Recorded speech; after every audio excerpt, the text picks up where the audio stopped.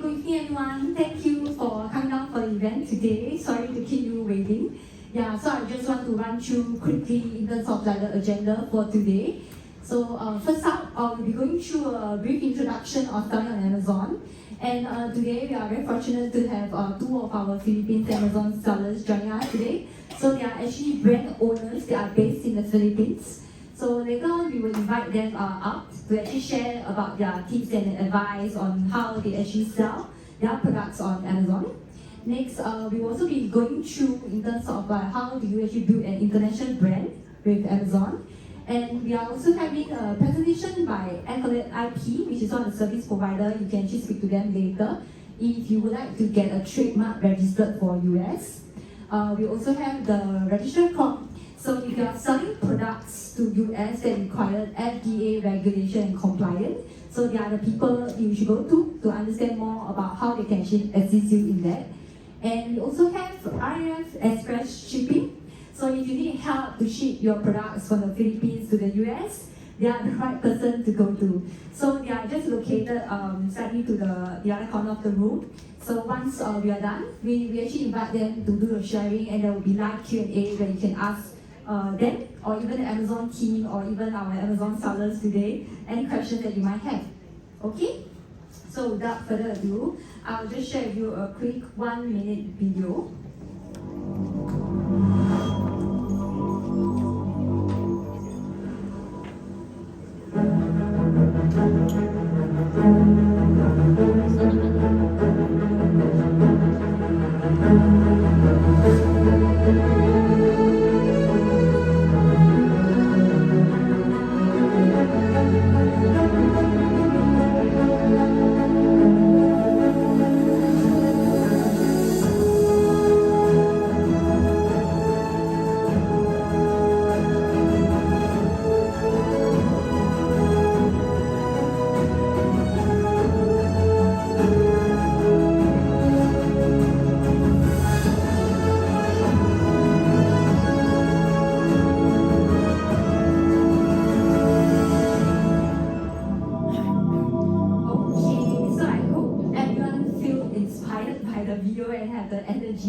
So I think the key question to ask yourself is, are you ready to take on this challenge and sell globally with Amazon?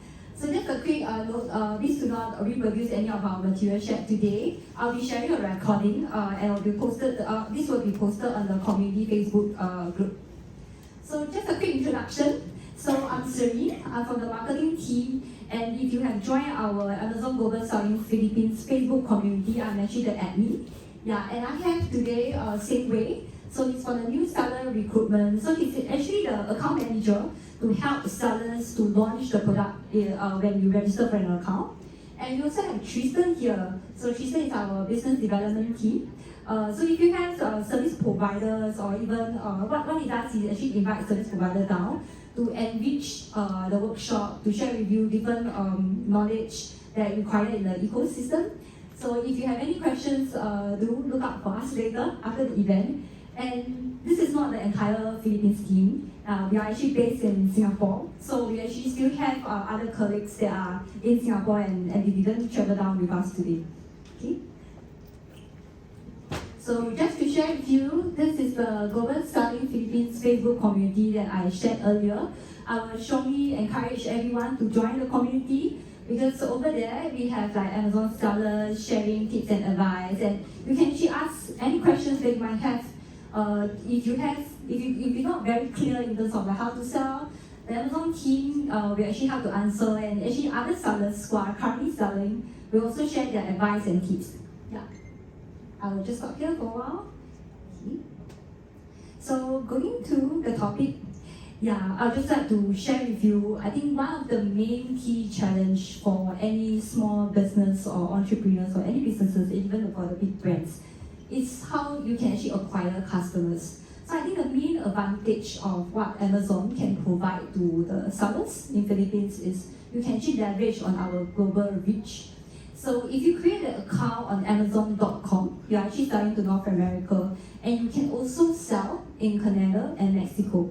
And with just one account, once you are ready, you can actually expand to Europe, Middle East, Asia Pacific, or even Africa. So currently, we have more than 300 million worldwide active customers. So you don't need to worry about finding customers. And we also have more than 200 million Prime members. For those who are not very familiar with Prime members, they are a paid membership system. So they actually pay to join the Prime membership. And what they are entitled to is during Prime Day, they enjoy exclusive promotion or even faster shipping. Yeah.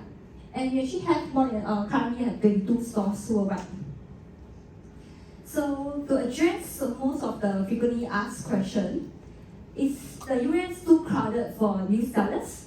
I believe if you have watched the seller success video earlier, you will see that they are actually just a small startup company with no retail store, no presence. So these are Singapore's seller success story. I really hope that in the future, I will be featuring the Philippines seller success story here as an example.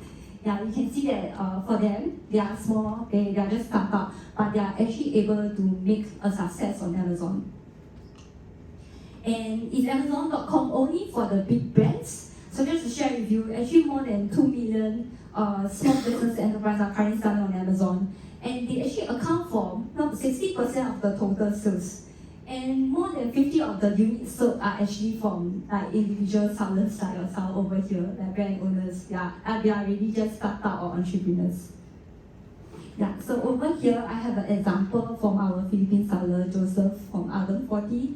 So he also mentioned that as an emerging brand and a startup company, Amazon Global Selling offers him the ability to be on the same stage as established brand.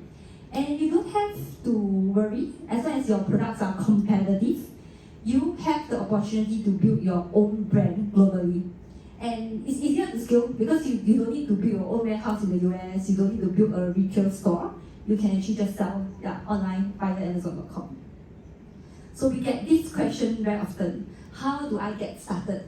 So just to share with you, we have this perfect jumpstart and launch playbook. You can just scan the QR code to download the full guide. So what it explains is that we break out into 3 phases. The first phase is getting started. It involves researching on what to sell, creating an account on Amazon. And phase 2 is really to launch your store on Amazon.com. This is where our account managers will come in to help support you if you sign up for the professional selling plan. And there will be free account management support for your first 90 days, which will be enough for you to launch the product. And eventually, when your business grows, that's where we also come in to skill your business with brand building tools. Okay, so just to share some of the upcoming webinars that we have, I strongly encourage everyone to sign up for this product selection. So later on, I will also get Singwei to do a quick demonstration on how to use this tool. So just to share briefly, the tool is very powerful because it's telling you Amazon's data, such as like how much is the keyword, the search volume for the particular keyword. For instance, if I want to sell a water bottle, should I sell a stainless steel water bottle or should I sell a plastic water bottle with different features and functions? It also pulls out like what is the current selling price from your competitors, and it also tells you like a rating, like what is the potential of the product that you want to sell on Amazon. So we will do a demo later. And the next webinar that I strongly encourage you to sign up for is the Amazon Seller Account Registration Clinic. So for this webinar, our sales operation leader will actually go through with you a very detailed step-by-step guide on how to register for an Amazon account. Yeah, just to explain, registering in Amazon might be complex for some people because of the documentation required, and also to explain the reason why Amazon is so strict in terms of verifying everyone's the seller's identity is because we are customers on this. The reason why there is a strong customer base on Amazon is because of the trust customers have with us. So as much as possible, we really want to protect the seller's experience and make sure that the products that they bought from Amazon came from like legit serious business owner or sellers. Okay. So one of the key questions, how do I decide what to sell? So basically, you can sell a lot of categories on Amazon. There are over 34 categories. But some of the categories are part under the restricted product categories. What it means that you will need to get required approval So for instance, if you are selling automotive products or if you are selling toys or consumables, we need to make sure that you have the required documentation to prove that the product is safe for the customers if they are using it. Okay. So moving on, just to share with you in terms of product selection, what are some of the common tools that Amazon sellers are using. So the very first one is the Amazon Product Opportunity Explorer, like I briefly touched on earlier, which we're going to do a demo. So this tool is available for free if you sign up for the professional selling account. And for external tools, these two are also paid services offered by Hidden Pen and Jungle Scout. So these are all the common product research tools out there that Amazon sellers are using to find products to find the winning product, let's say, using data. So I would like to emphasize here that doing product research is very important in order for you to meet the demand for the US customers. Okay. So this is also just a very brief in terms of like what you will get out from the Explorer. You will know what's the search volume, what customers searching, and it even tell you the niches. Like for example, the water bottle example, should you sell a stainless steel, a BPS free water bottle, or insulated? It actually gives you the data for you to decide which is the correct product category. And it's important for you to identify the unmet demand. So just to share, one of very easiest tips in order to find untapped demand, right, is to look at your competitors' products reviews on Amazon. So a lot of the products, right, if you click on the ratings and customers review, it gives you tons of information. For instance, if you want to sell the same water bottle, the reviews might be, I don't like this color, this is too big, this is too heavy, I don't like, this is not environment friendly, like the materials. That's where you can come out with a product that solves the customer's pain point. And that's where you can innovate and come up with a new product that will meet their needs.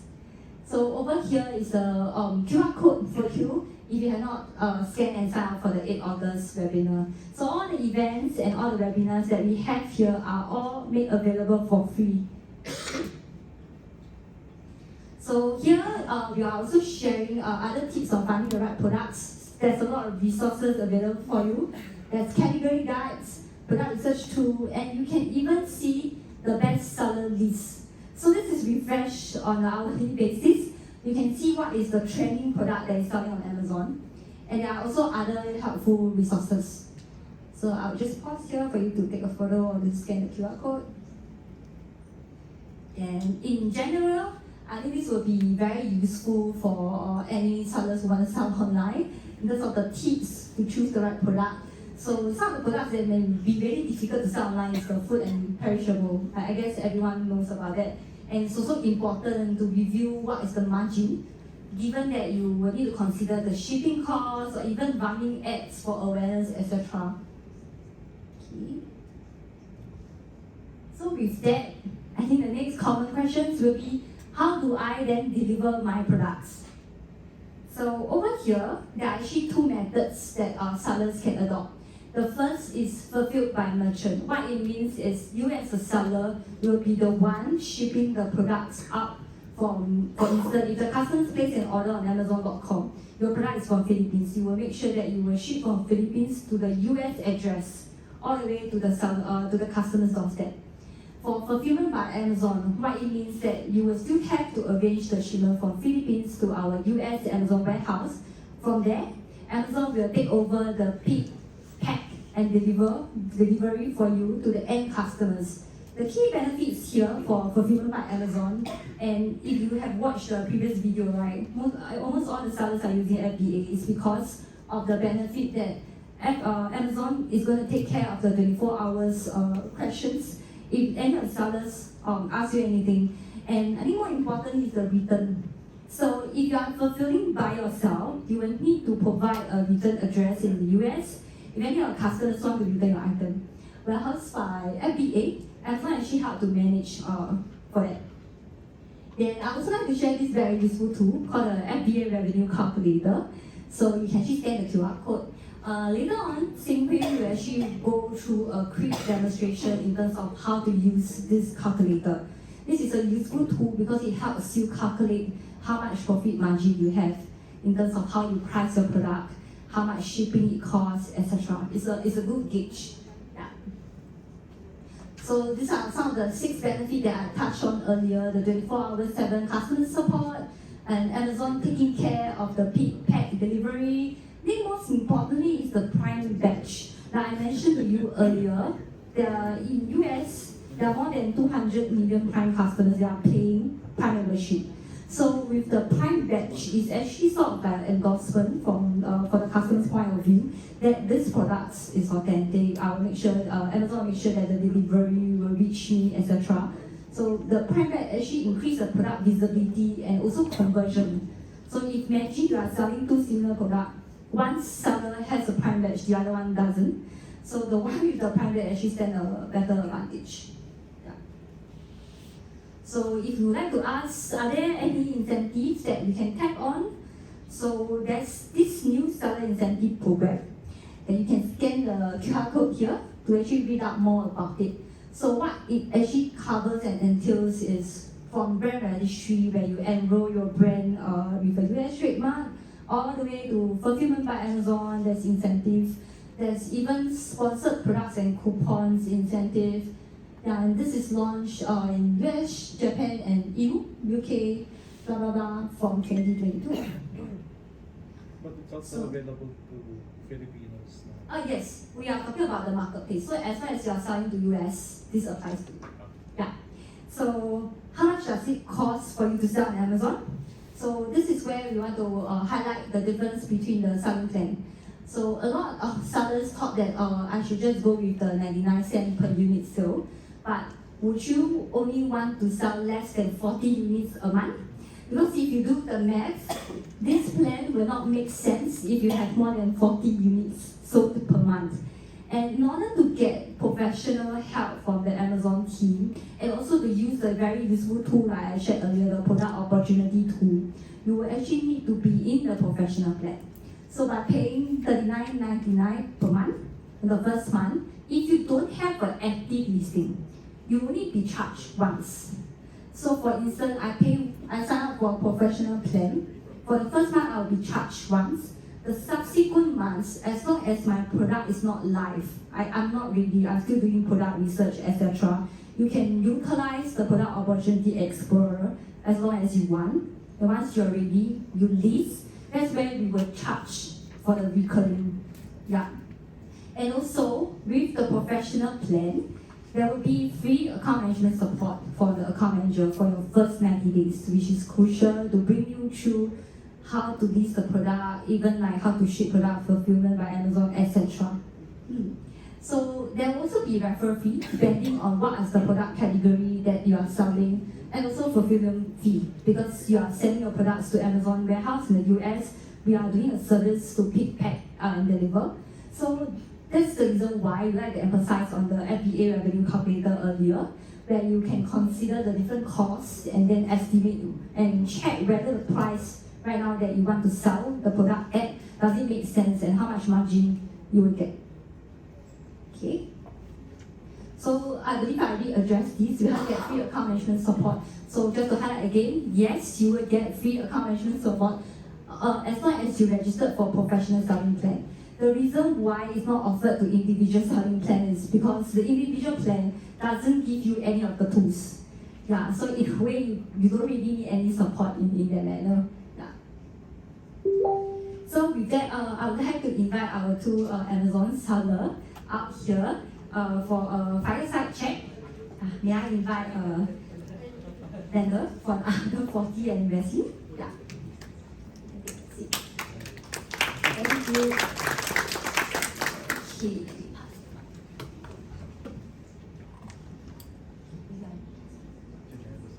Okay, maybe for a start, would you both of you like to introduce yourself first? Like how long have you been selling on Amazon? Like how did you start? Yeah. Hello, good evening. My name is Wesley De La Cruz. I've been selling on Amazon for a little bit over a year. I'm selling particularly slippers. If you're familiar with the brand Islander, I'm sure most of you know it. So I sell that in the US. Yeah. Hi, good evening everyone. I'm Landel from Arcon 40. We sell consumer electronics, mostly for our products revolve on Raspberry Pi cases.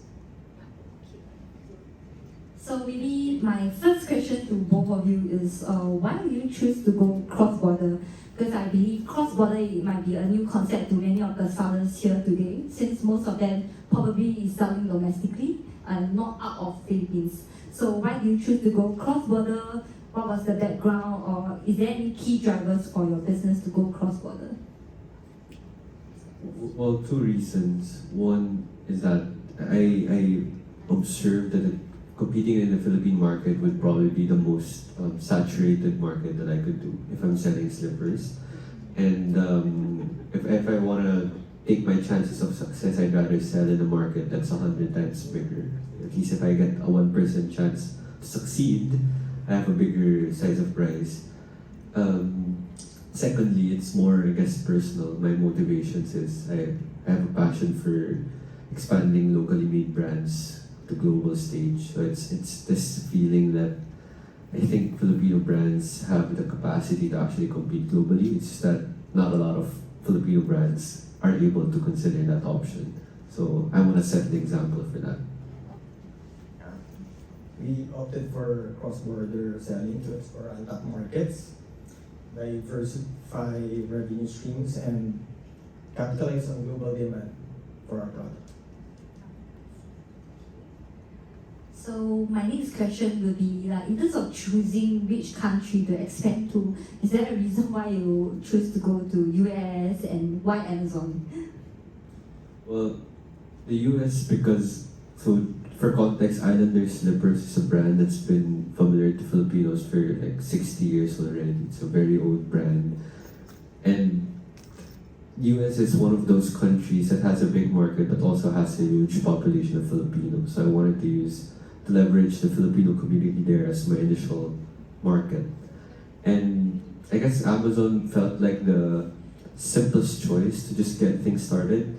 I was exploring doing like D2C, like setting up my own Shopify page and just setting up my own website, finding my own warehouse. But the cost and the time to actually set those up took way long. I mean, it just felt more complicated compared to setting up on Amazon. So it was just like a few clicks, you know, and everything. If you do it on FBA, they literally handle everything from when you send your products there.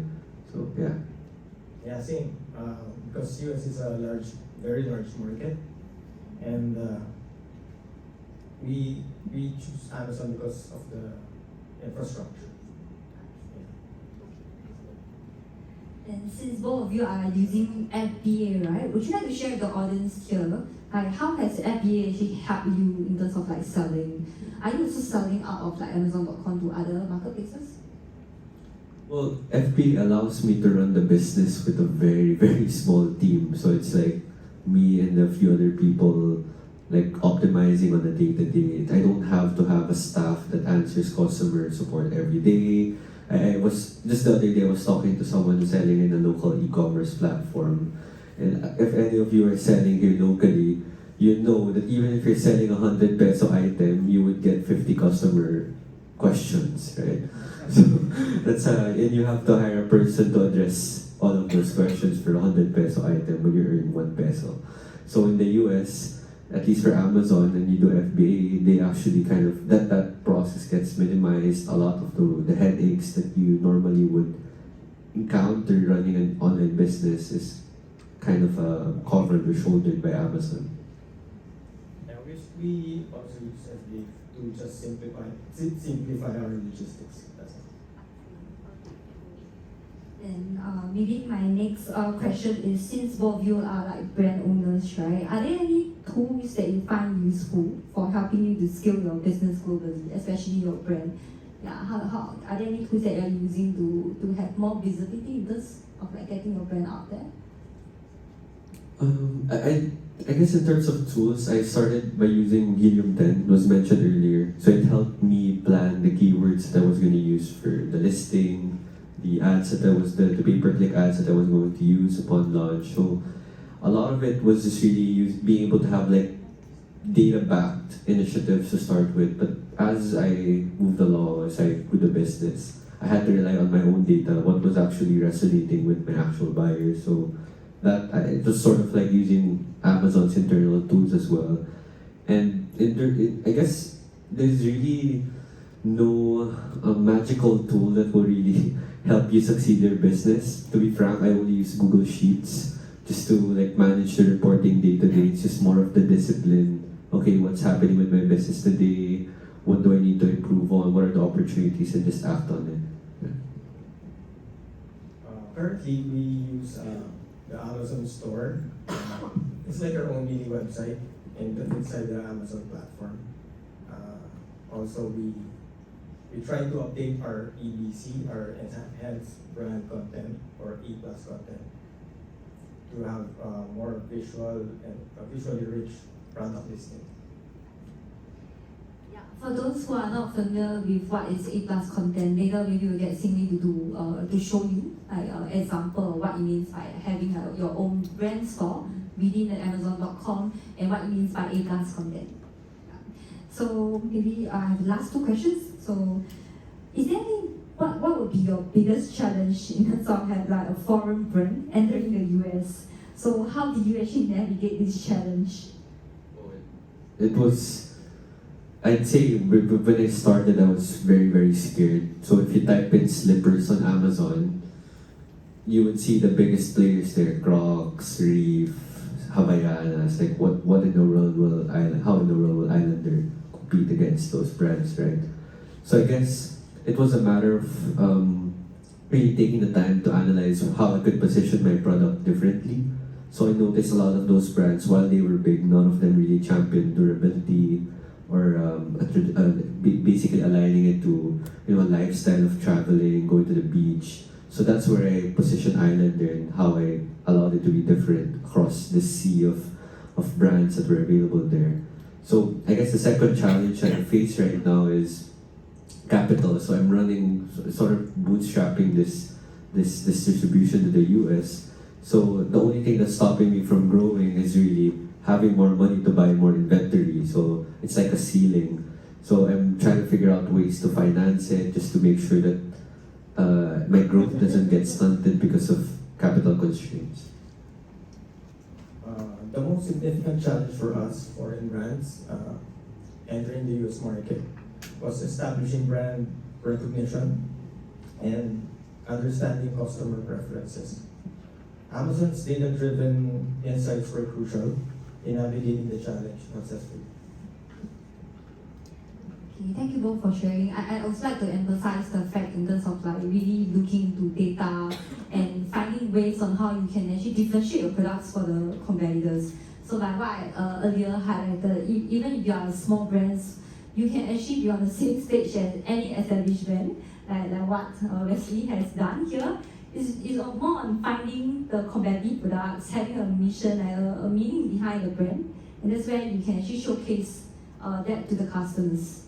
Okay, so maybe just one last question. Is there any final tips you can give to start small but think big to our audience here joining us today? Any advice or tips? My tip is to focus on product quality, customer satisfaction, embrace innovation, and continuous improvement to achieve long-term success in the global market. The importance of owning a brand in Amazon is for long-term visibility and control over our products. And lastly, learn by doing.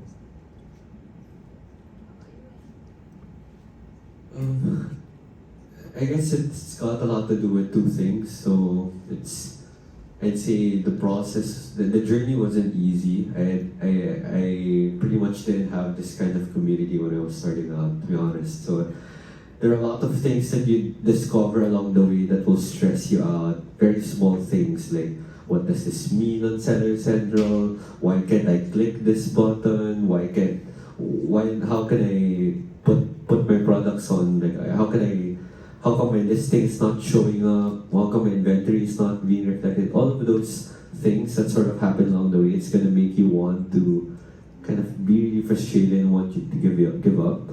So I guess my number one advice is really think about why they really want to sell on Amazon in the first place. Is it really compelling you enough to really dedicate time and effort to do it? Because if that why is pretty small, nothing, even if it's very easy, you probably would give up in just a few circumstances that or challenges come your way. And secondly, I guess the cool thing about Amazon is you really don't have to invest a lot of capital to get started. I mean, they abstract a lot of those costs like warehouse, so all you really have to worry about is inventory and your shipping. And basically, I guess leveraging this community, ask questions, ask from people who tried. You don't have to make the same costly mistakes I've made. So that's why I'm here. That's why I volunteered, because I don't want you guys to waste hundreds, thousands of pesos making mistakes, right? So yeah. Thank you so much for sharing. Over on our end, we are also very thankful that you guys volunteer your time to come to the event to share your advice and knowledge.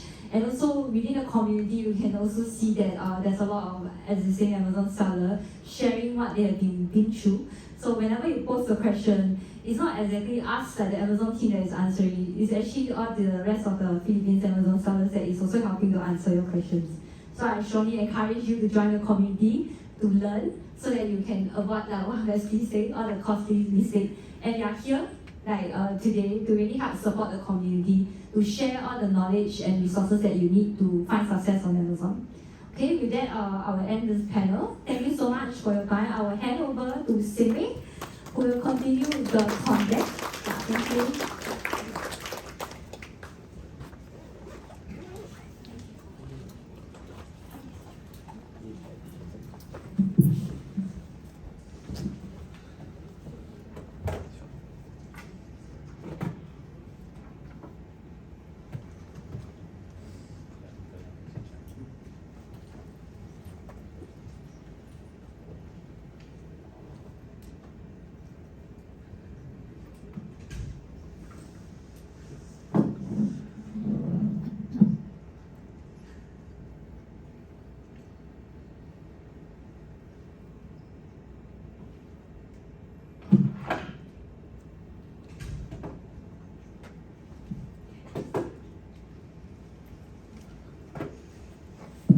Hi, good evening everyone. After listening to the panel discussion and as well as Serene explaining, do you want to sell in Amazon.com right now? Do you want to? This is a website you need to go and start registering in.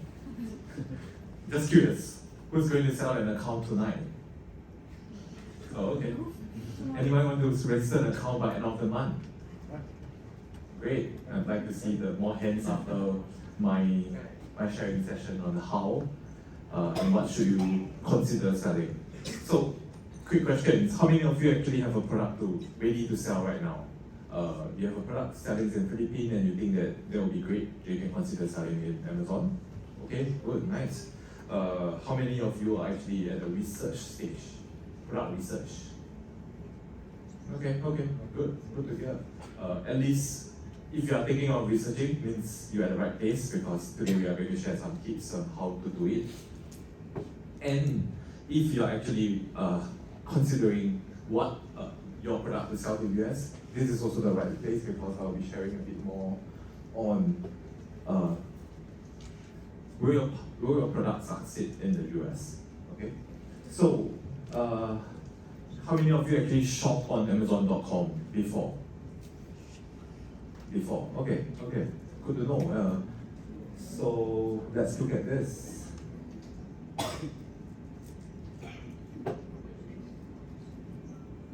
Okay, so this is Amazon.com. Trust me, if you create your own account, what you are saying and what I'm saying is very different right now, because we all have different shopping behavior, right? So today I'm just going to use two main products as an example on how do you research how to sell and what to sell on Amazon. Two main products, I'm just randomly chose two just now. I'm looking at vacuum cleaner as well as lipsticks. Okay, so just starting with vacuum cleaner, just now Serene was saying, how do you know my product is the top selling product? Any of you know Dyson? Okay, right, who doesn't know Dyson, right? what do you think Dyson, how do you think Dyson is doing in the US? Do you think they are selling the top seller in the US? Anyone think Dyson is the top seller in the US? No? Oh, I thought everyone would think Dyson is the top seller. Okay, but let's scroll down and look. Oh, so Serene was talking about A+ content. So basically, this is A+ content, right? And if you're a brand owner, sorry, before we go, Dyson is not a brand owner in Amazon US. Later I can show you a bit more about brand owner. So you scroll down over here, best selling rank. Dyson is ranked what? 139. Dyson is not the best selling brand in US, right? Let's click through and see. So, who's the best seller? Bisao. I don't know this brand. Can you create your own brand and call it best seller? You can. So, what's the chance? Anyone can have the opportunity to create your own brand in the US, and you can actually be the top. Why? Because this is $33 and Dyson is $100. So, I mean, price is one factor. The next top seller is $100 because they have a value proposition. They may be a better seller, but this is cheaper. So you can drive the volume game, or you want to have a profit game. So I mean, it's really different, right? So you can have different approach to this. So basically, this is a very high-level product research on Amazon.com that you can actually see who's the best seller if you want to enter the space. All right. So let me try to see. Okay, lipstick. So just now, Serene was talking about brand store.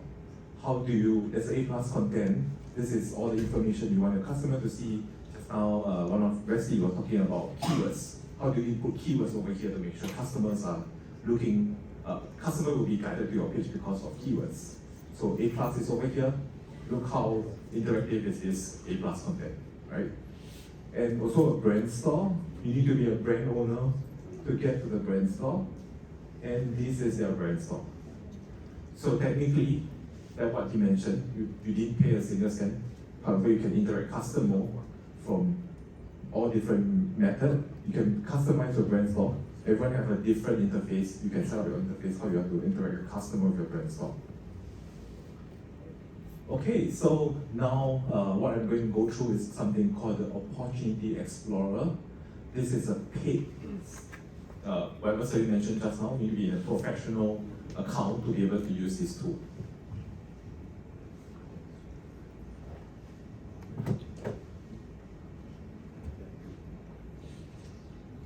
I can see. Okay, so I'm just going to use lipstick as a reference, right? So once you get in, you just need to search keywords lipstick.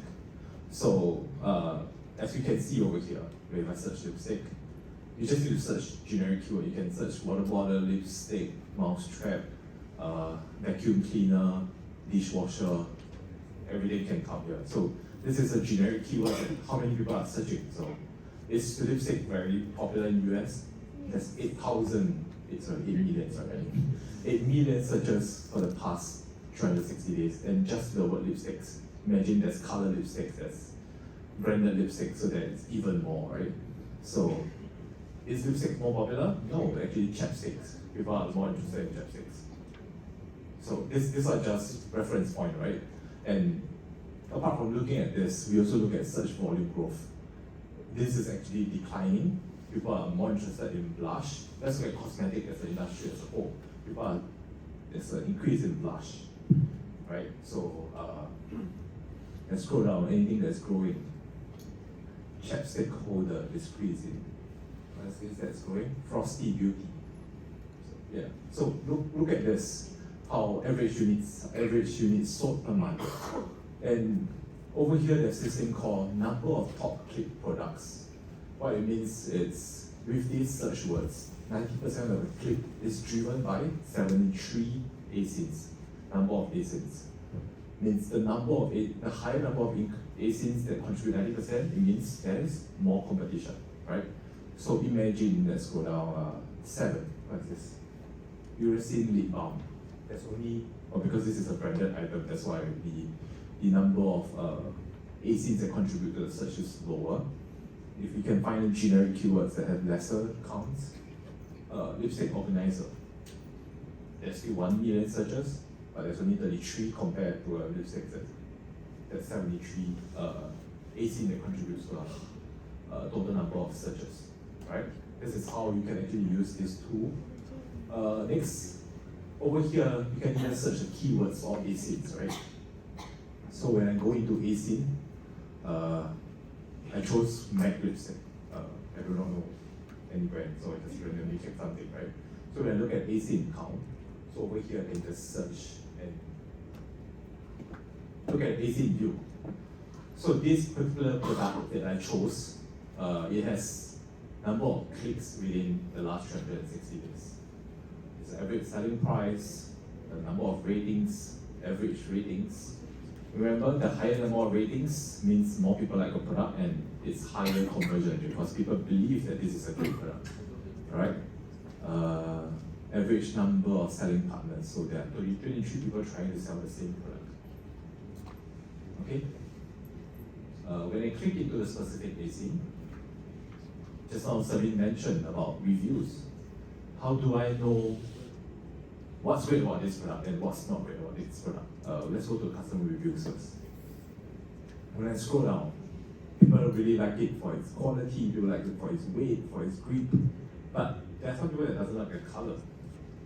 If you take the color with the same quality, the same weight, the same grip, the same, what's this word? Moisture and dry, moist less dry, maybe you are able to drive better customer conversion because you solve a customer pain point. I mean, this is not the best case, right? This is 4.5. 4.5 is great. If you're looking at a product that's 3 rating, maybe you get more insights on, and imagine this product is 3, and this is a top seller product. What can you do? Just find the best item, the positive star rating, and resolve the pain point of customer. Potentially you can sell better than the top seller right now. Understand the logic? Any questions so far? So ASIN is Amazon seller identification number, or Sorry, I think. What is does ASIN? mean? Oh yeah, yes. ASIN is unique. Every item on Amazon has a unique So it's just it's like an SKU. yes, SKU in most people understand. Yes, you're right, sorry. Okay, let's move on. Sorry, product matrix, you can actually see that every single, imagine you are trying to sell lipstick. This is probably the best way to know how is your competitor, MAC is your favorite competitor. MAC is something that you are trying to copy and create a product. This is the best way to know how should you price your product, how should you sell your product on Amazon.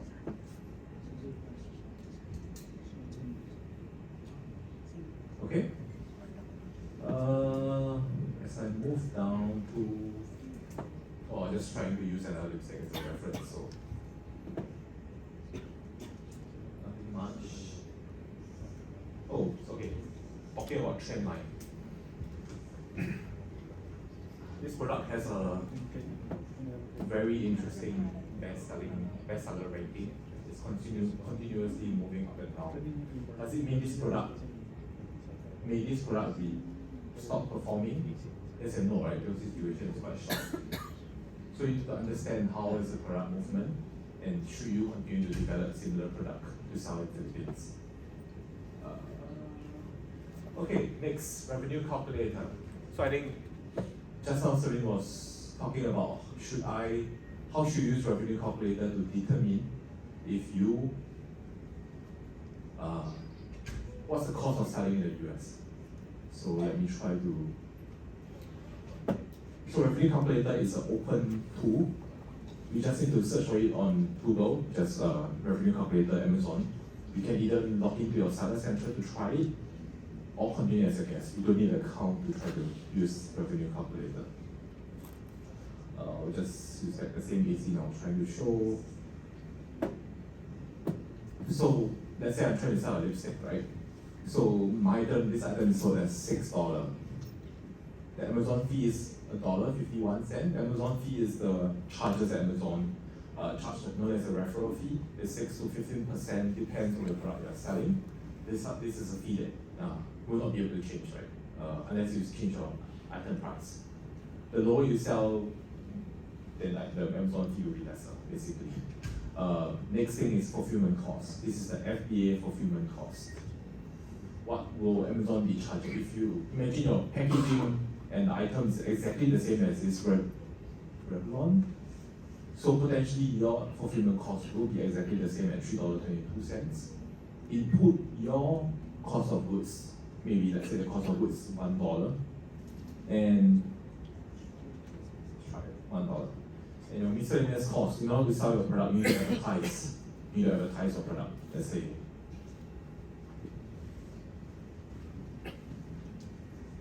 Maybe 50 cents. Then you probably left with $3% margin.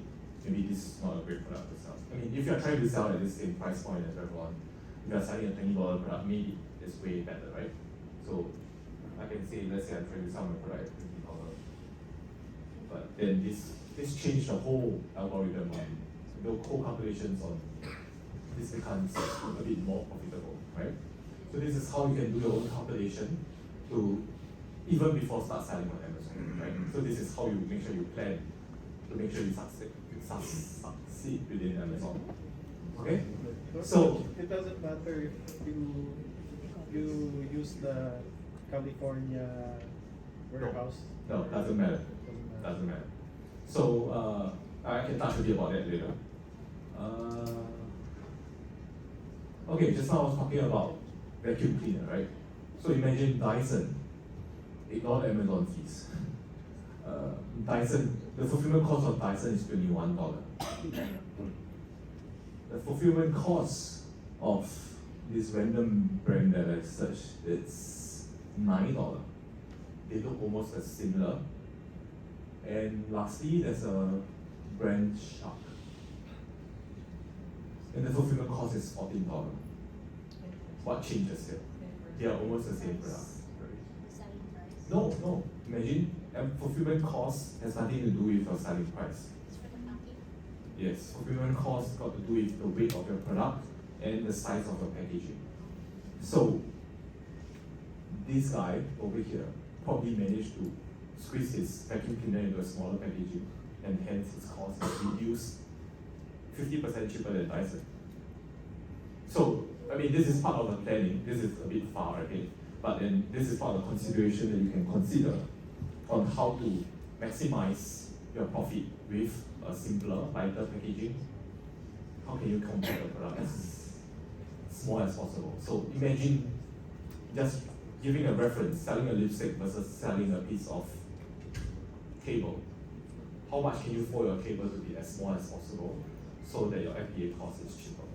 I'm not saying selling cable is not profitable, because there are people still selling cable.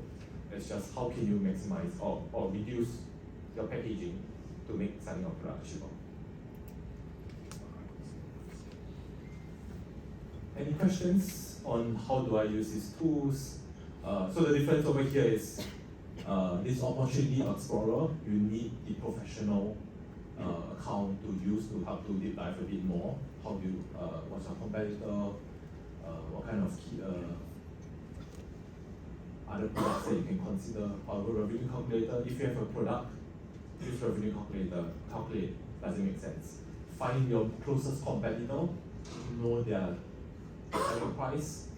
If you try to match their selling price at your own fulfillment cost and cost of goods, can you make a profit in Amazon? If you can, you're ready to start selling on Amazon, right? So this is So that one you can access without an account. revenue calculator. Yes, you can access without an account. Sorry, I guess I hope this doesn't bore anyone of you. Oh, that's money. Great. Nice to hear that that's money, correct? So after listening to all this, anyone has more confidence to start selling on Amazon right now? At least we have the tool to like. Sorry? Go. At least now we have the tool to. Yeah, okay, go. yeah. Nice to hear that. So I hope this actually gives you more confidence on product research. This will give you more confidence on planning ahead to mitigate the risk to minimize the risk that you're going to sell on Amazon, right? Like for example, I can sell truckers hats or baseball caps. Yes. Can I use that? Yeah, of course. Find search on Amazon, get the AC number. Oh yeah, maybe I didn't share how to get the AC number, right?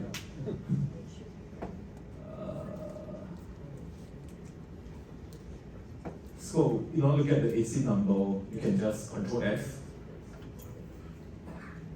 and type AC.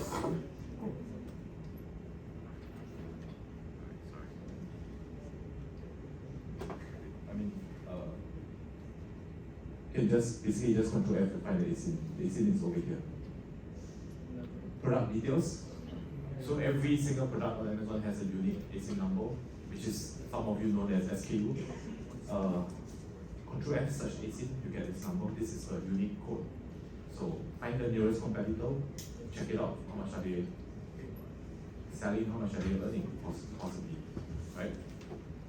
Yes. I noticed storage costs there and there's time Yes. frame. Yes. So storage costs are charged per quarter, Monthly. monthly, Yes. per item. Per item, yes. Well, I mean, based on the average inventory you have in the warehouse every month. Average, Average inventory, so you inbound and you outbound, right? yeah. So they take the average. Yeah. And that when you're using, it just so happens that when you're using the revenue calculator, Yes. that's averaged out Yes, kind of. on a per item. Yes. But you're not actually charged per item, you're actually charged on In the how much the is space. the average space. Yes. Of your total inventory. So it's very difficult to attribute to a single item. So I mean, take it. Of course, I wouldn't ask you to send 1,000 units of table. But can you send 1,000 units of lipstick? You can, because the storage cost is way lesser. So I mean, it really depends on the product. So you need to plan your product inventory into the warehouse prudently. Yes. Okay. I'm good over here, so I'll do Serena, I'll do the brand registry. Okay.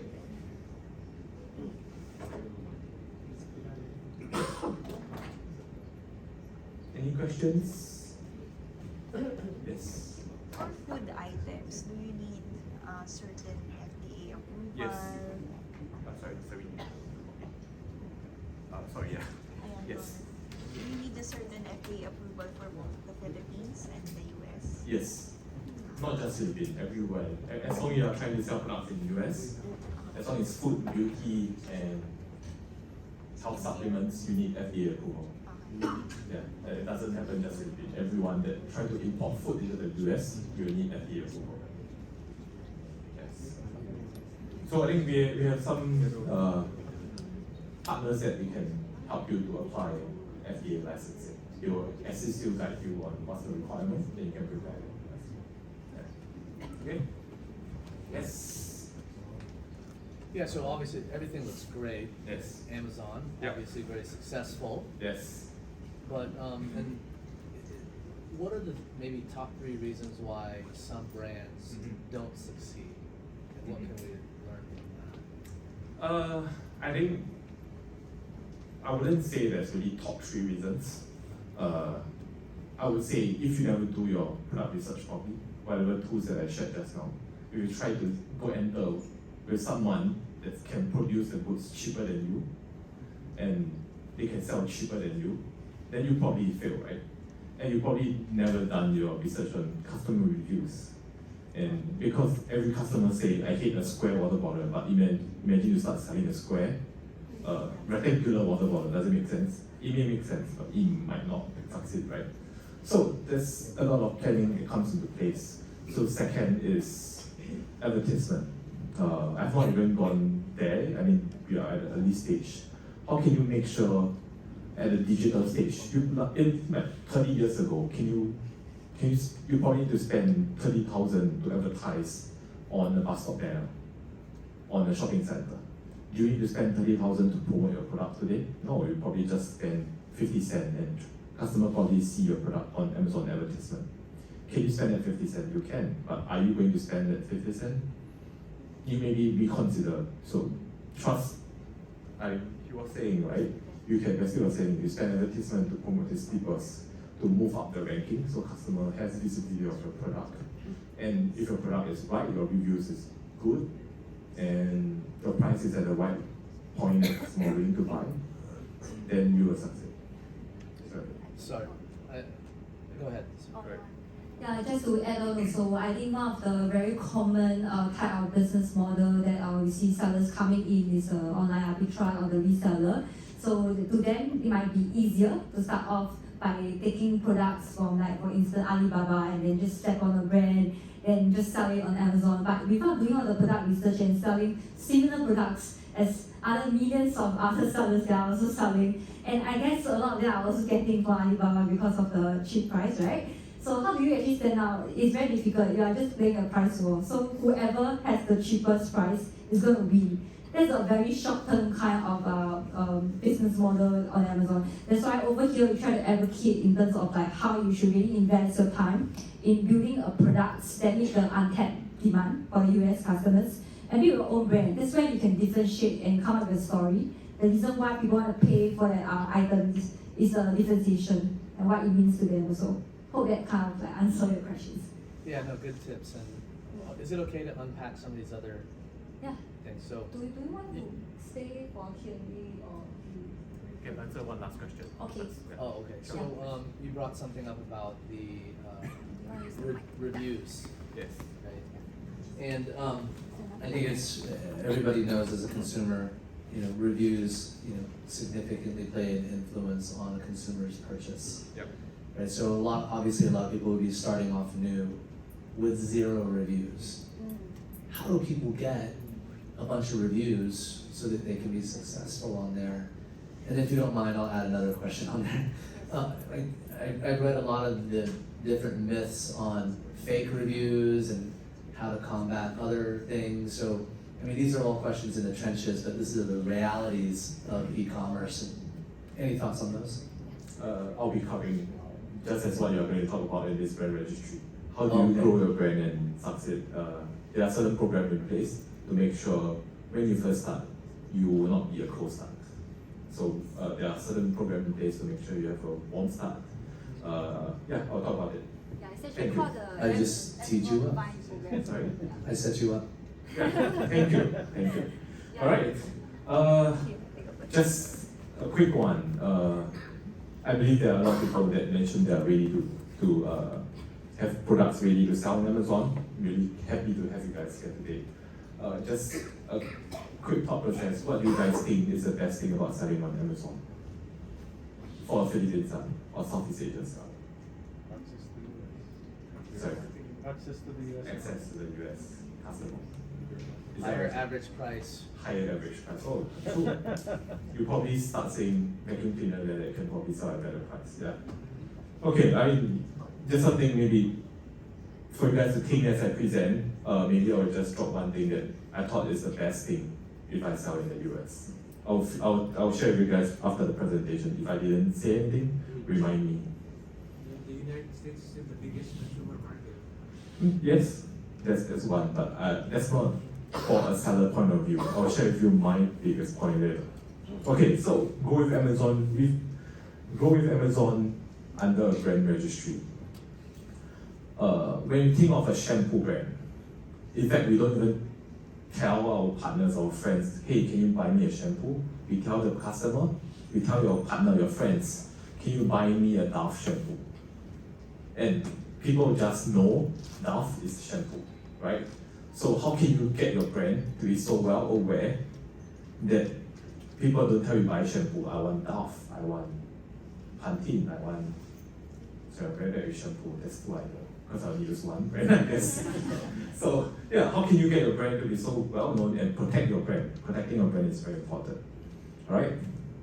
So today we'll be discussing about why should we build a brand, why register with Amazon Brand Registry, and how Amazon can protect your brand, what are the tools available, and how do you apply, okay? So, brands from around the world, over 500,000 have enrolled in Amazon Brand Registry. Like what my friend over there, he mentioned, Amazon is the biggest consumer market, right? And how do customers relate to products? They relate through the brands.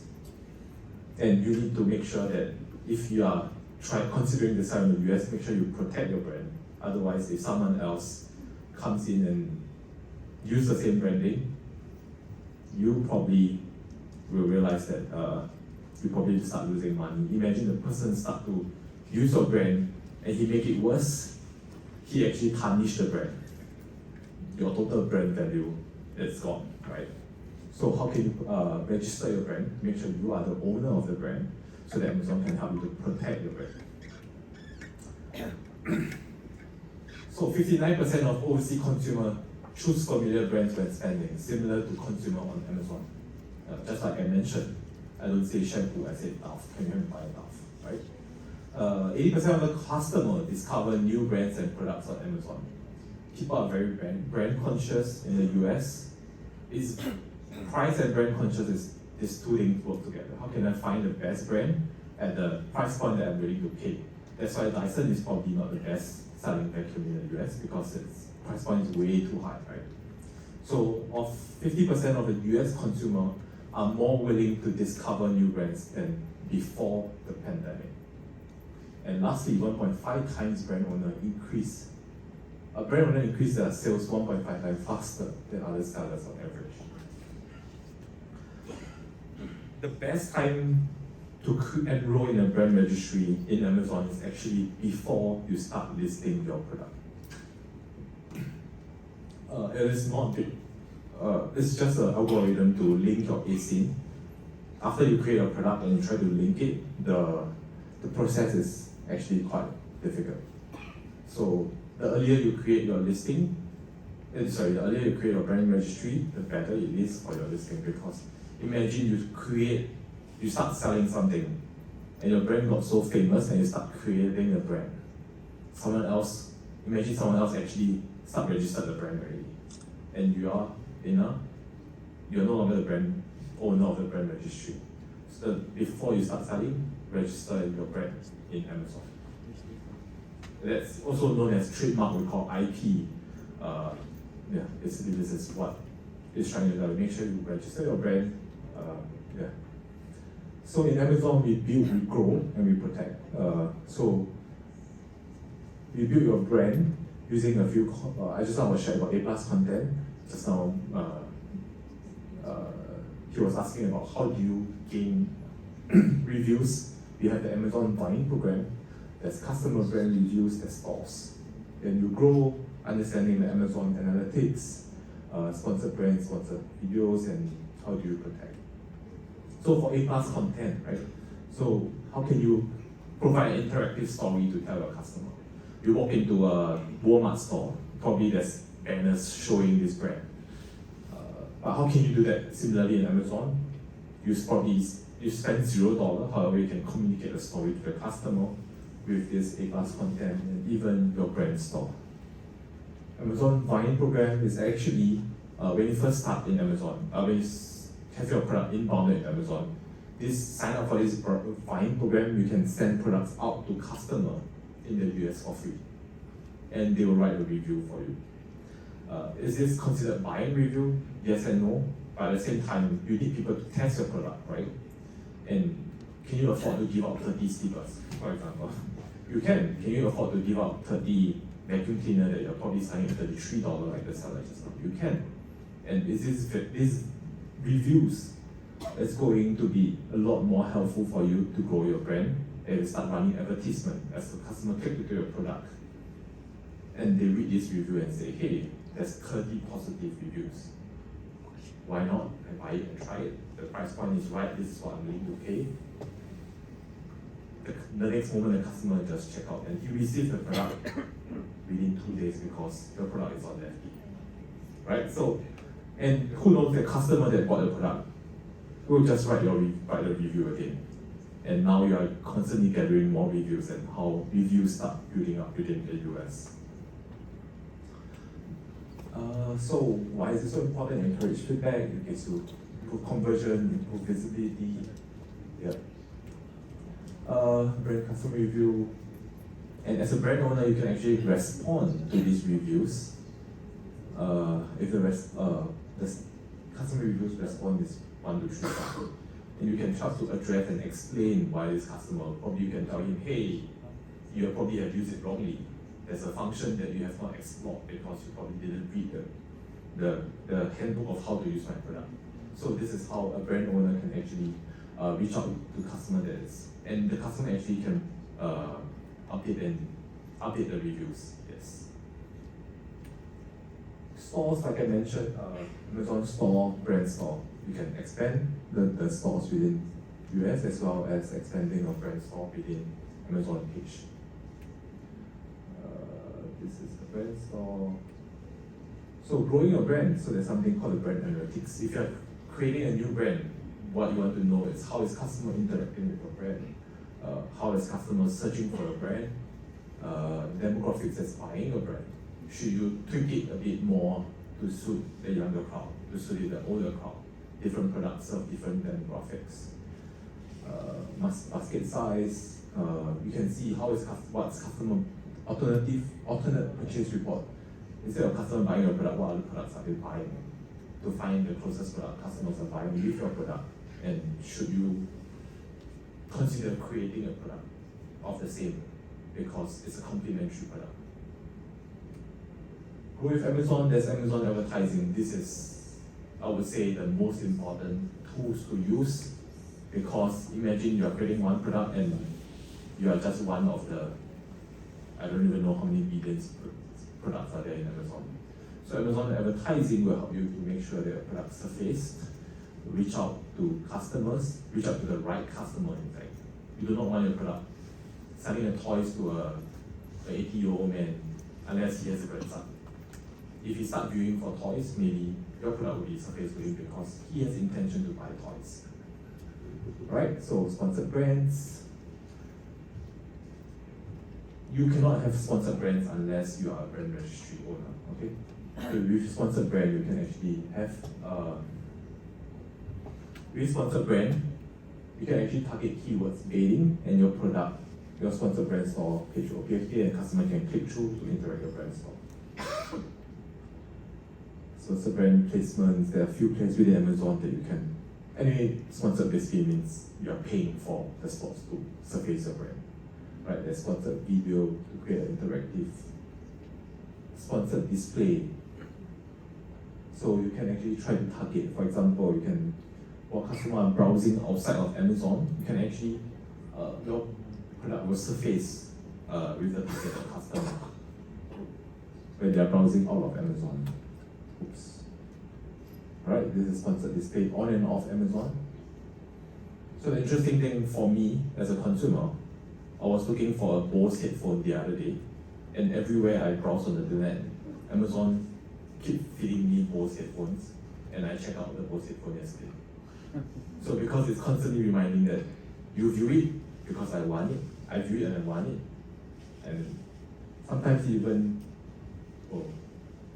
sometimes it will show you reviews, sometimes it has price, so when discount, oh shit, Bose is on discount, I'm going to check it out now. So this is how advertising is going to follow you through as a customer journey, and this helps you to increase your customer purchases. Okay, so trademark eligibility requirement. So you enroll in Amazon brand registry with a US or non-US trademark. Sadly to say, with a Philippine trademark, it doesn't allow you to register for a brand registry. You will need to have a US trademark in order to have a brand store. That's something that we cannot change, even though we are trying to expand the Philippine market. So we will need to work with a trademark agency that can help you get a trademark. But we can register in the Philippines. What's this? We use the Madrid protocol and then register in one of the cheapest countries that you allow, like India. Even though you choose to register with the cheapest, right? Yeah, like Imagine your biggest consumer market is in the US, and someone else registered your trademark in the US, and you lose the rights of the trademark in the US. I thought of that to find the cheapest. It costs $200 to register a trademark in Singapore, and it can cost, I mean, my colleague Tristan did done a great job. He found most people said they registered for 1,500. Yesterday, someone said they registered for 3,000. We found a good deal to register for 650 USD, right? So we are constantly trying to find a good deal for you guys. So 650 is the cheapest right now, right? Right, yeah. Okay. Share with some of the accolades, right? If I'm not wrong. Yeah. So you can check with them later on what's the difference. Yeah. Yeah, I mean, my best advice if you are selling the US or you are selling the EU or UK, get the trademark within the country because you do not want to lose the trademark when they are so popular and you realize, hey, this guy is selling 1 billion 1 year and he doesn't have the trademark. I'm going to buy it and you probably need to back me and buy back the trademark. Yeah, alright? Yep. So this is the, oh yeah, make sure you buy the right trademark. Don't end up in the wrong website, okay? So the US Patent and Trademark Office is the right place to get a trademark. Applying for brand registry, you can actually, this is the Amazon website to register your brand registry. Okay? You can actually get to this page through your Seller Central. If not, just search for Amazon brand registry, follow through the steps and register. Alright, I come to my end of the presentation. Any questions? Next we will be having Accolade IP, which is, we are going to talk about the trademark. Alright? Questions? Alright, otherwise we have a Q&A later on, you can talk about that later.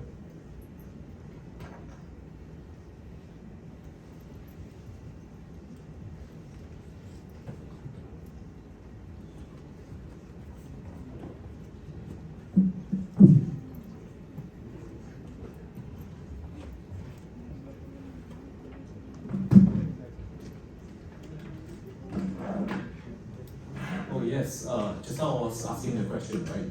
To me, what's the best reason I want to sell in the US? Because US is 12 hours behind us. When I'm sleeping, I'm making money. And so you can have a day job. You can work in a day, and at night when you're sleeping, you're also making money. Yeah. That's my biggest motivation when I think about it. Yep.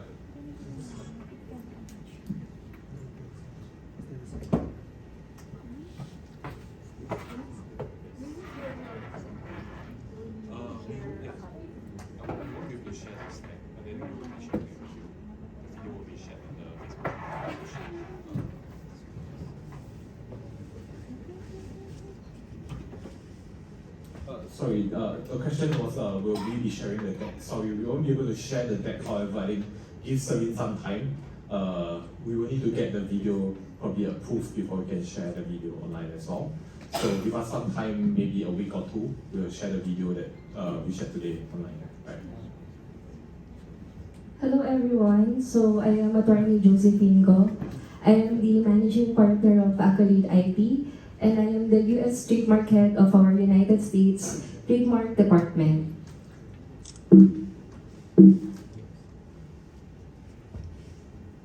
So who are we? Accolade IP is the designated trademark service provider of Amazon in the Philippines. So before I delve into the discussion, I would like to take this opportunity to extend my heartfelt gratitude to Amazon, especially to Mr. Tristan Go, the Business Development and Partnerships Manager of Amazon, for this wonderful collaboration. So we offer a comprehensive range of services for intellectual property, namely trademark, patent, and copyright. So as can be seen on the slide, Accolade IP was founded in 2009 with its headquarters located in Hong Kong. Subsequently, it has expanded its business in Beijing, Macau, Taiwan, Singapore, Philippines, and Malaysia. We also have representative offices in the United States, the United Kingdom, Australia, and New Zealand, with more than 80 employees over the globe. So, we are a member of the International Trademark Association since 2017. INTA is a globally recognized organization that brings together professionals and experts in the field of trademark. So with this membership, it enables us to stay at the forefront of the industry trends, updates, and development. So why Accolade IP? We provide affordable price with no hidden costs. We offer a budget-friendly pricing. In truth and in fact, we offer a special discounted rate for Amazon sellers. We provide global protection, unique protection of your trademark across 185 jurisdictions. We provide free trademark search aided with leading software. So aside from conducting manual searches in the intellectual property office's databases, we also utilize a leading software for trademark matters.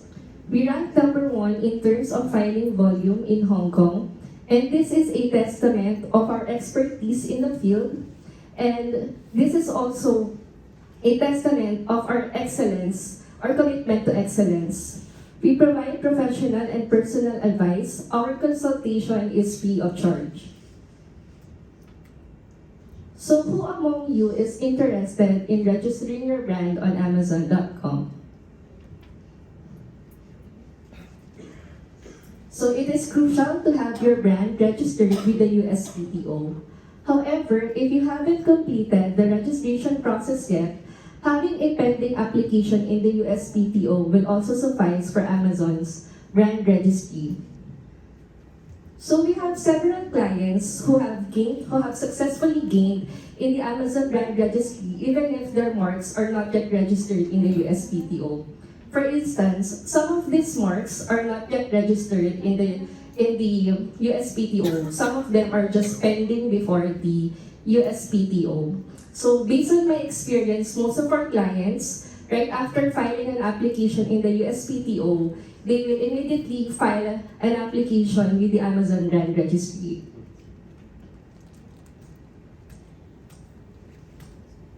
So you will register your trademark in the US for as low as USD 65. If you will look at our website, the cost for filing an application is USD 694. But for Amazon sellers, it's only USD 625. And if you have more than 3 brands, we can lower the quotation to USD 590. This quotation is already inclusive of our professional fees and government fees, from filing your application to the issuance of the certificate of registration. Meaning this is just a one-time payment. But this is exclusive of the 12% VAT and the potential fees for filing a response to an office action. So here are the requirements for filing a trademark application in the US with Accolade. So first, send us your brand name, along with your logo, if any, the nature of your goods and services, and the PE certificate of registration, if applicable. We will conduct a preliminary search for free. So say for instance, you would want to register your brand in Amazon for clothing items, that's class 25. And in the USPTO, the examiners are all lawyers, so most of them are stringent. That's why when they conduct searches, they do not only conduct searches for class 25. They also conduct a cross search, so they will conduct searches for coordinated classes, such as for class 14 for jewelry items, class 18 for leather goods, class 24 for fabrics, and class 35 for advertising and business services. Meaning when we will provide a preliminary search, I will not only conduct a search limited to your specifications, but we will also conduct for related goods and services. So in next step is that you need to select the registration basis for your USPTO trademark filing. So there are 4 bases in filing an application in the USPTO. There's Section 1A. It means you are already using your mark within the US Commerce. There is Section 1B, or intend to use, meaning that you intend to use your mark within the US Commerce, but it is for the future. And then Section 44D means that you have already a pending application in your country of origin. And Section 44E means you have already a certificate of registration in your country of origin. Please note that in Amazon, Section 1B is prescribed, meaning you can only choose among Section 1A, Section 44D, and Section 44E. For Section 44D, there's a grace period of 6 months, meaning, say for instance, you have applied an application in the IFOFIL last December of 2022, you can no longer apply for Section 44D because the 6-month grace period has already lapsed. Meaning you can only apply either under Section 1A or Section 44E. For Section 1A, you need to submit proof of use of you need to submit your proof of use, meaning that we need to submit specimens of your product bearing the logo. If the specimen appears to be mock-up or digitally altered, the examiner will issue a subsequent office action for requesting for additional information or documentation that you are already using your mark within the U.S. Commerce. For Section 44E, there's no need for a specimen. So among these cases, I will always recommend to go either for Section 44D or Section 44E because the process under Section 44D and Section 44E are way smoother and easier as compared for Section 1A. There are also 2 routes for filing an application in the US. There's TIS Plus and TIS Standard. So say for instance, you have already a certificate of registration in the IFOFIL.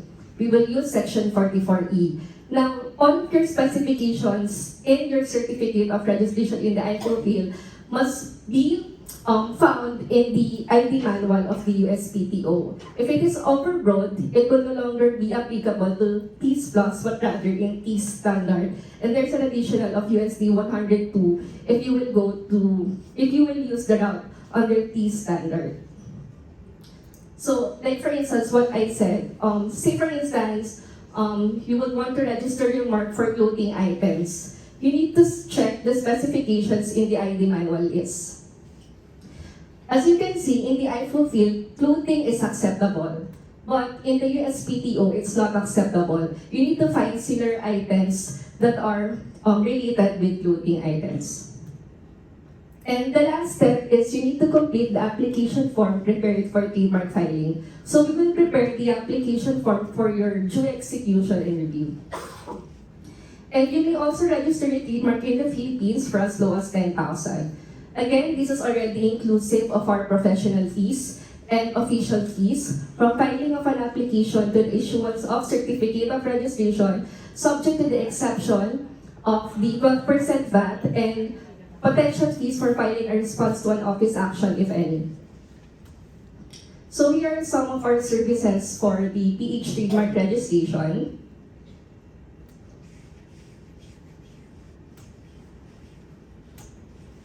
And this is some of our services for the US trademark registration.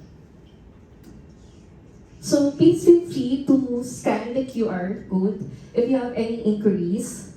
You may fill out our inquiry form. And for the free consultation, you will also visit our office. We are located in CIP building. It is just a few minutes away from the IFOFIL office, and we are just near the Binis Grand Canal Mall.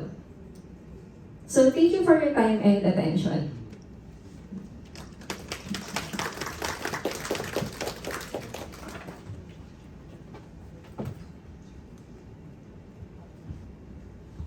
Okay, next, can we invite Registrar Corp over for the presentation?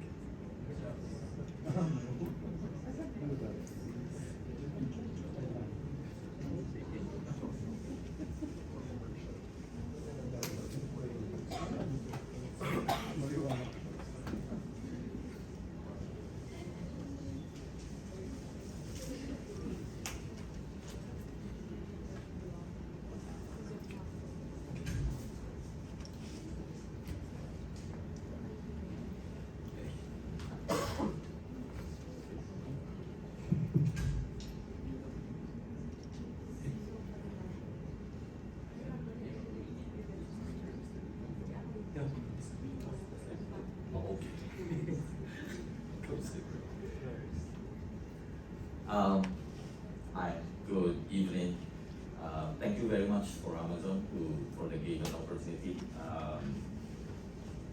Allow me to introduce myself. My name is Agustiawan. I'm a regulatory advisor from Registrar Corp. It's a private company in the United States. I'm in Indonesia, so I flew from Jakarta here, especially for this event, to speak about US FDA regulations. So I believe there are some of you who are quite familiar with the US FDA. So it's a federal agency that regulates food and beverage products, cosmetics, medical devices, and drugs in the United States. So the importation and the circulation of this product is regulated by the US FDA. So be sure before you start your shipment, you must have this kind of, you comply with this regulation. Okay? Because when something happens in the United States, for example, there's a detention, so it's gonna be very costly in solving this problem. Okay? So Registrar Corp has been in the business for for giving assistance for US FDA compliance to our clients for more than 20 years. So it has started in since 2003, and I joined the company in 2021 during the pandemic. Okay, but in this country, I handled around 300 companies. Most of them are food and beverage, starting from small-scale companies, medium-scale companies, and large companies. And in Indonesia, I also handle around 400 companies who export most food and beverage products to the United States. There are some of them medical devices, and also I handle state-owned companies. So there are some governmental departments out there who organize some companies to do some exports to the United States. Okay, go directly to the topics of this presentation. What does FDA usually do in the United States, or how do they work? This is the enforcement that they usually do. They do the inspections. Inspection will happen when your product has arrived in the United States. So if your product hasn't arrived in the United States, they're not going to do this. Import refusal, import alerts, warning letters, suspensions of registration. It can happen if your US FDA registration is not valid anymore, or probably if you do not renew it. Civil and criminal penalties, that often happens in the United States only. Mostly like that. FDA requirements. So, sorry, in this presentation, I'm going to try to focus on the food and beverage products, because mostly from the cases that I usually handle for Philippines are coming from food and beverage industries. So, for the rest of the products, such as cosmetic, medical device, and drugs, you can ask me the question probably later at my table there, or probably later during the Q&A session. So these are the list or the checklist that you need to have before you start your shipment to the United States for food products. First, you must have food facility registration number. So the things that you're gonna receive after you process this one is a number, serial number. So you must have it first. The second is US agent. Be sure that you have a US agent in your FDA registration, prior notice, food canning, labeling, ingredients, and FSMA, or people usually call it FSMA.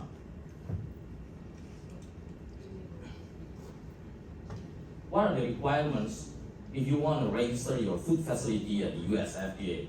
They're going to refer to Dietary Act of 2022 in the United States.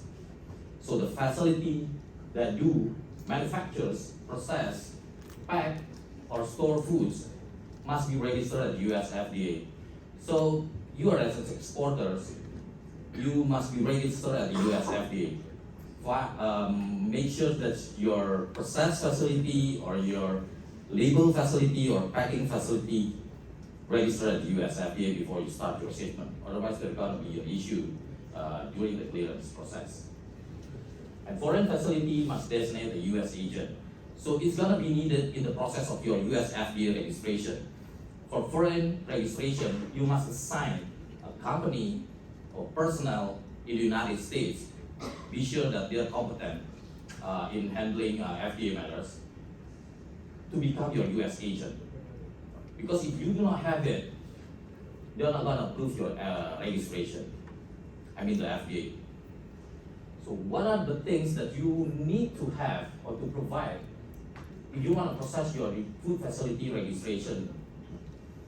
These are the information that's gonna be needed. Your facility name, I mean your company name, corporate entity type, physical location, contact information. Contact information is the one that's responsible for the facility that's registered at the FDA, and product information.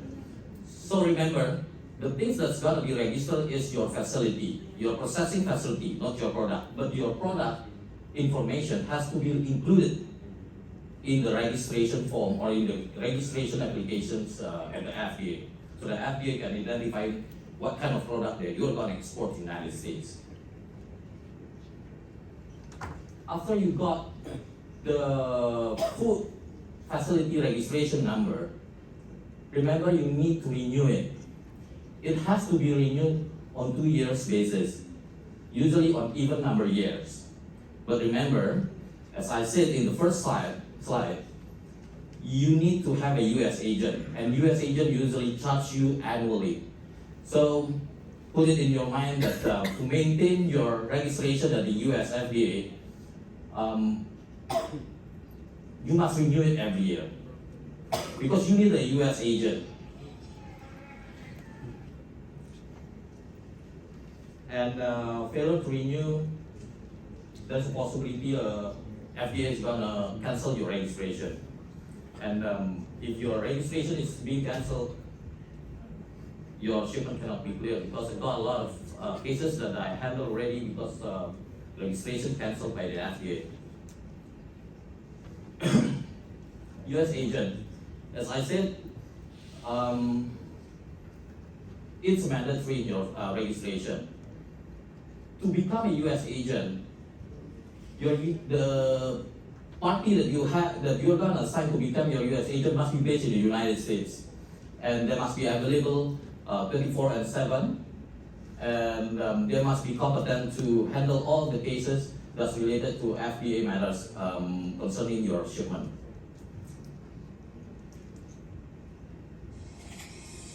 Before you start your shipment or before you ship your goods to the United States, your food products, you must make prior notice. Without this, the tension might happen at the port. So be sure you do not release your shipment, or don't wait until your shipment arrives at the port, at the US port, without making it. So you must make this first.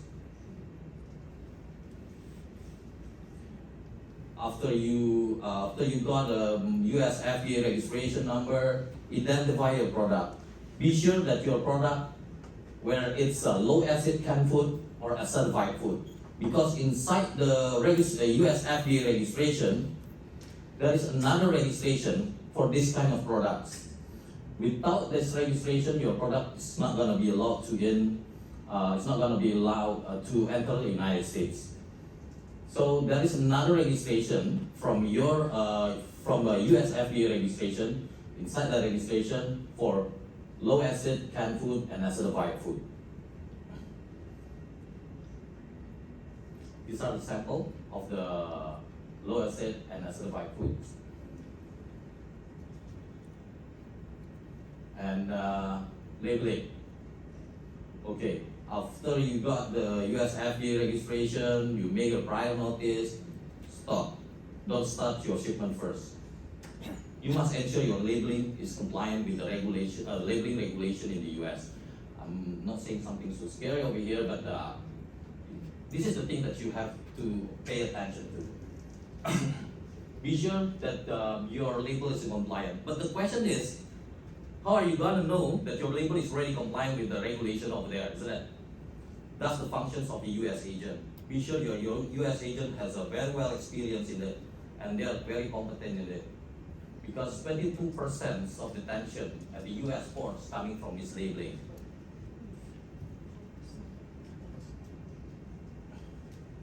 Okay, the last part is FISMA. FISMA is when your shipment has been done successfully. There is another part is FISMA. People usually call it food safety plan. So if you are exporting food to the United States, be sure that you have food safety plan, because your importers or your buyers in the United States will be contacted by the FDA about to inquire about the shipment or the products that they receive in the United States. So if it is food, they're gonna require food safety plan from the manufacturers to ensure that the product that they receive is very safe to be consumed by human over there or animal over there. Because in food and beverage, it's for human and animal consumption. These are the elements that should be included in the food safety plan. And be sure the documents has to be made by preventive control qualified individual. So it must be certified. And these are things accepted by this kind of certification accepted by the FDA.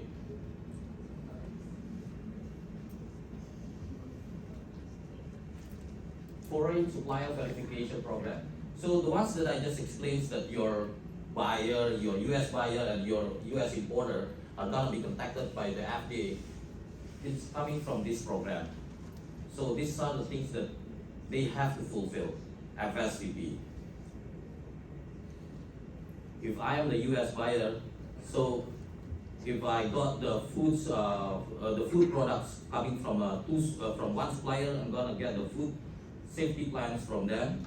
If I got that, I got that from two suppliers, I got that from the twos, and so on.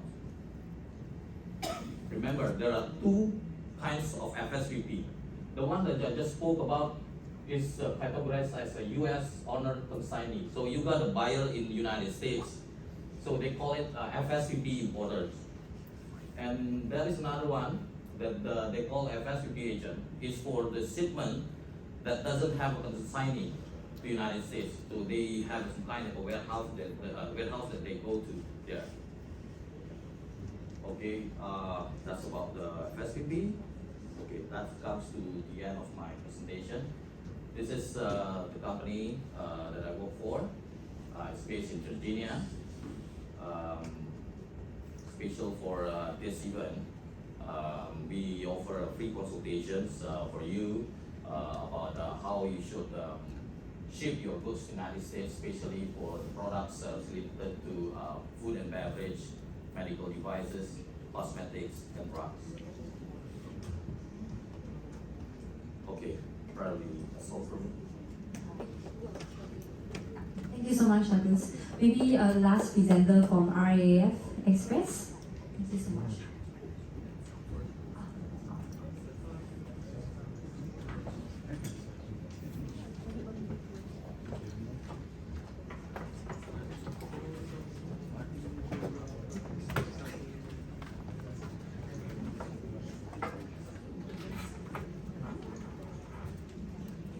Hi, good evening everybody.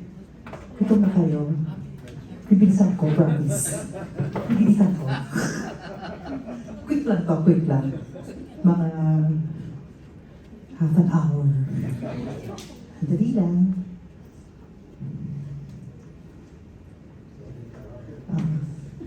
Dapat dramatic yung entrance sa video kami.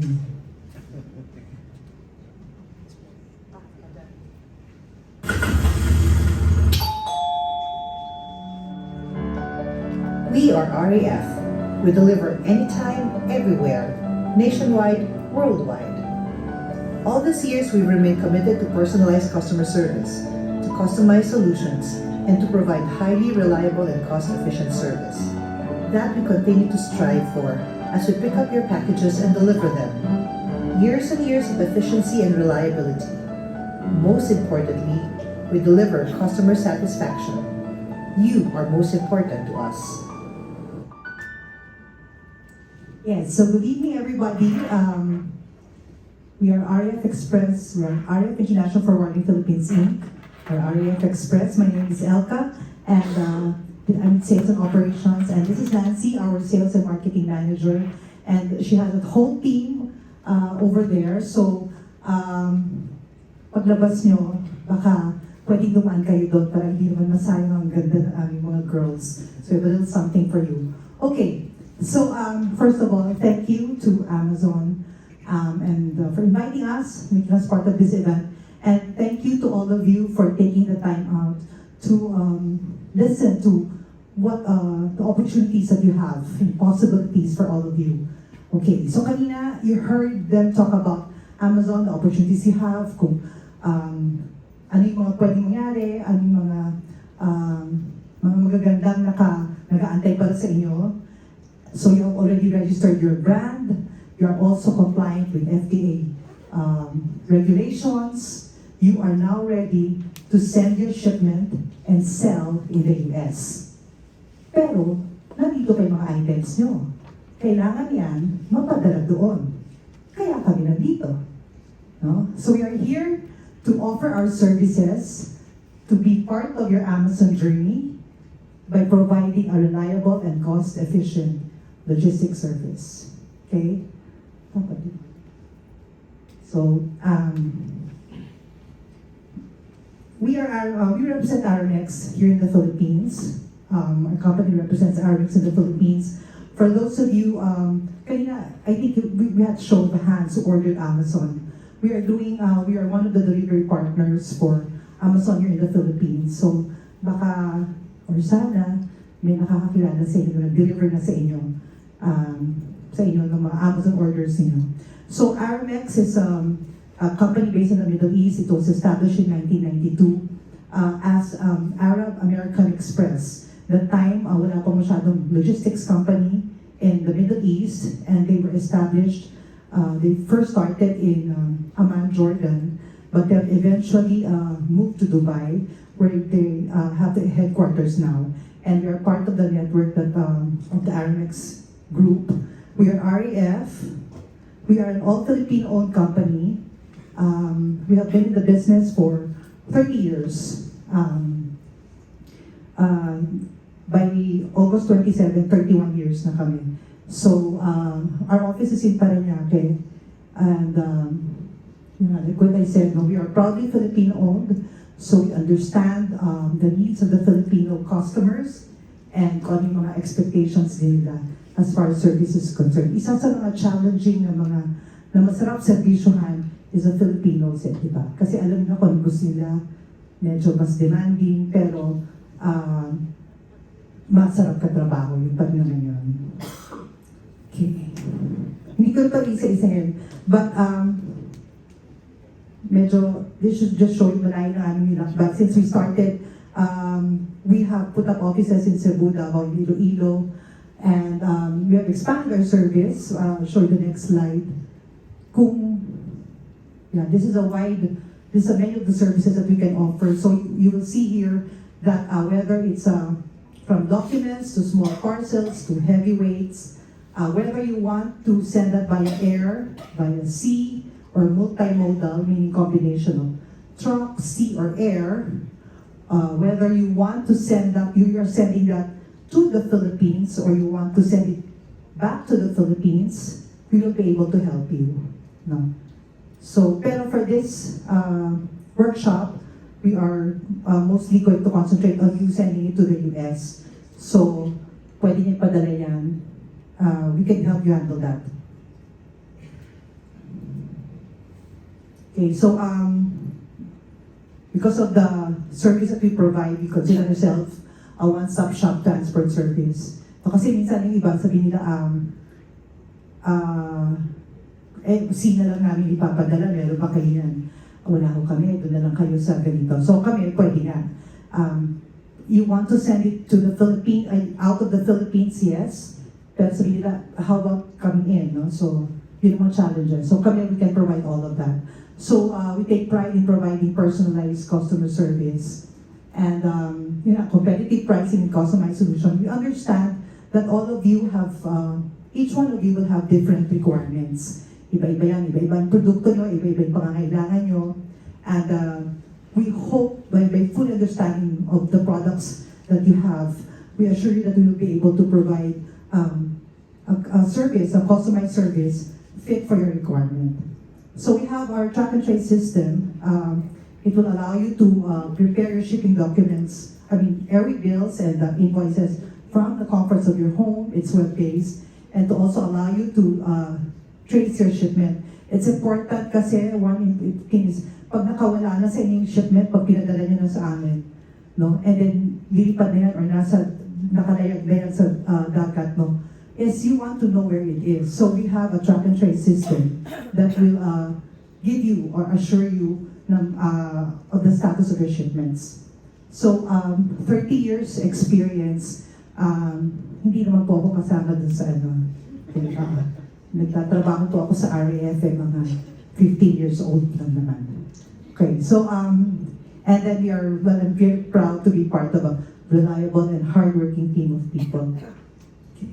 So, we are accredited by the industry, ng concerned industry affiliations, mga memberships, ayan. So we have a corporate social responsibility naman, CSR, corporate social responsibility program we call Partners for the Future, where in every shipment that you send, nakakatulong po kayo sa pagpapaaral ng ilan ba scholars namin? We have 9 scholars. So for every shipment that you send, a certain fund or amount goes to the Partners for the Future Fund. We started this program to primarily support the education of talented, promising, but financially challenged young men and women. Currently, we have 9 scholars taking up courses of their choice and studying schools also of their preference. Yeah, this picture is from way back. This is Katmon Primary School or Katmon Elementary School. Sino mga Ilonggo dito? This is in Capiz. No, this was a school we adopted, and we put up a 2-room or a building that housed an extra classroom and a library. This one had already changed that into a parang covered court. No? We adopted this school in Katmon when we first started. Hanggang grade 5 lang sila. It was called Katmon Primary School. A year after, the enrollment increased because we provided, nakita nung kalapit barrio ng mga bata, meron kaming supplies at may feeding program kami na ginawa to identify, kasi isa yun sa mga naging problem ng mga bata sa probinsya, walang baon, walang magamit. So eventually, na-upgrade na siya. Ngayon, Katmon Elementary School na siya. Hanggang grade 6 na siya. So, yeah. So that's what we have naman in the province. Okay, so, this was more explained earlier, but let me go through it. That these are the typical actions or processes that you have. And in all of those, we are here to help you. No? So, we can help you move your goods across international borders. And we will make sure, of course, that prior to sending all of those, we will have to make sure that all your documents and requirements are complete. Pati yung mga international requirements na binanggit kanina, your FDAs and all of that, we have to make sure they are in place. We have to mention customs duties and local taxes because this is one thing na laging tinatanong, no? Especially I think if you're sending FBM na medyo high value siya, tatanungin nyo, okay, RAF, wala na ba kaming ibabayad sa inyo, no? Bayaran na namin yung freight, nabayaran na lahat. Pero pagdating doon, you will suddenly malalaman nyo, yung consign nyo was charged duties and taxes. So tatawag kayo sa amin, galit na galit na kayo, di ba? Ang duties and taxes po ay tulad dito in the Philippines and all over naman worldwide, pinapataw po yan ng customs. Ang customs is a government entity. Forwarders like us are not connected with customs, nor kayo mga duties na sinisingil sa mga kliyente o sa mga customers do not really go to the forwarder. These are based on may libro po sila, may harmonious code na tinatawag, wherein nakalagay po doon yung mga rate of duty and taxes per country. Okay. So yeah, we mentioned that we have to make sure yung mga licenses are complete. So of course you know by now yung FBM and FBA, so these are your choices to service your Amazon clients. So if you choose to send directly to your client through FBM, we normally offer the air service or air courier or expedited service. You can have that. You have a choice of sending that 2 to 3 days to the US, or either 3 to 5 you must be for the service. So iba-iba mo yung cost nun, and we would like to very much discuss it with you separately. Pag pwede po kayo, we would like to. And then yung delivered to Amazon warehouse, normally ang nangyari ngayon, especially because malayo nga yung, syempre, American, hindi rin madali magpadala. Some people want to send it by sea, because they, first of all, sea is, can be lower than air, but depends on the volume that you have. No, it is not always the cheapest option, but if you are sending containers, then it compared to sending it via air. No, so it can be a viable option. So earlier we had the talk, and then the group discussed na parang one of them is planning to put up a store and consolidate shipments of Amazon merchants para kasi syempre baka may mga items, so you cannot parang right away send by container, di ba? So pwede kayong mag-consolidate as a group to send that as via sea. And now sending to Amazon warehouse, you cannot send directly to Amazon warehouse. You have to pass to a third-party importer of record. So we provide that. That will be included in the service that we are going to provide if you're sending to the Amazon warehouse. Kasi the Amazon warehouse cannot or does not receive directly from the merchant. No? So dapat may third-party, which is third-party, we call it importer of record or IOR in the US. We assure you that we have to make sure also that this IOR is reliable. Kasi syempre pagkakatiwala natin sa kanila na makarating ang mga kargamento nyo to the Amazon warehouse. So, okay. So, ito na yung mga exciting times, no, for shoppers and sellers, no, yung mga sale periods, Black Friday. We have assured Amazon and all of the merchants here going to sign up. We'll make sure that you will be given a preferential rate to maximize your participation in Black Friday sale. There's also Cyber Monday, Throwback Thursday, any day. We assure you that RAF will support you in your Amazon journey. Okay. So this is our QR code. If you have information, if you would like, we would like to very much get your details so that we could reach out to you separately on different occasions. Kasi alam namin, iba-iba din naman ang yung mga requirements. At syempre, gutom na kayo. Okay, so this is thank you, and I can make it better. Okay, so there's Q&A. So again, thank you very much. I think there's room for Q&A a little bit. Maraming salamat po ulit sa inyong lahat. Maraming salamat, Amazon. Good evening. Thank you so much, I think, okay, because we are currently overrun, so I guess if every one of you are hungry, we will just be around here in the room. So feel free to enjoy the refreshment outside. If you have any questions, you can come to us directly. Okay? Yeah, thank you so much everyone for coming. Really appreciate. Hope you enjoy the workshop today. Thank you. Sorry, can we do a quick photo? Yeah, just for memory since all of you are here. Quick one. Yeah, we will try.